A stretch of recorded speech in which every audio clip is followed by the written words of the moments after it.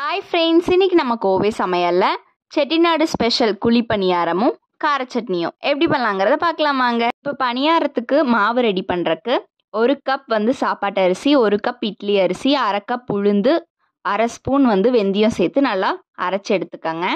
இப்போ அது தாளிப்பு ரெடி பண்ணுறக்கு எண்ணெய் சேர்த்துட்டு கடுகு 1/2 ஸ்பூன், கடலைப்பருப்பு, 2 வெங்காயத்தை நல்லா நறுக்கி சேர்த்துக்கோங்க. வெங்காயம் நல்லா பொன்னிறமாக வணங்கினதுக்கப்புறம் 4 வரமிளகாய் கிள்ளி சேர்த்துக்கலாம். சேர்த்துட்டு நல்லா வணக்கி விட்டுட்டு கொஞ்சம் கருவேப்பிலை சேர்த்து நல்லா வணக்கி விடுங்க. இப்போ அந்த மாவில் நம்ம சேர்த்துட்டு தேவையான அளவு உப்பு சேர்த்து கலந்து வச்சுக்கலாம். இந்த மாதிரி பக்குவத்தில் இருக்கணும் மாவு. இப்போ நம்ம கார சட்னி பண்ணுறக்கு கொஞ்சம் எண்ணெய் சேர்த்துட்டு 5லேருந்து 6 பல் பூண்டு சேர்த்துக்கோங்க.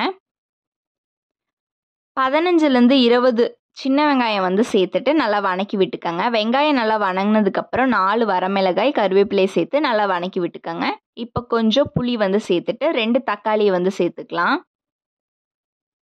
தக்காளி நல்லா வணங்கினதுக்கப்புறமா தேவையான அளவு உப்பு சேர்த்துட்டு ஜாரில் சேர்த்து நல்லா ஃபைன் பேஸ்ட்டாக அரைச்சி எடுத்துக்கலாம்.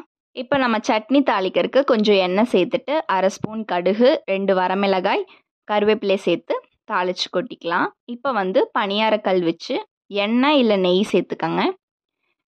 இப்போ நம்ம தாளித்து வச்சுருக்கக்கூடிய மாவை உள்ளே ஊற்றிக்கலாம்.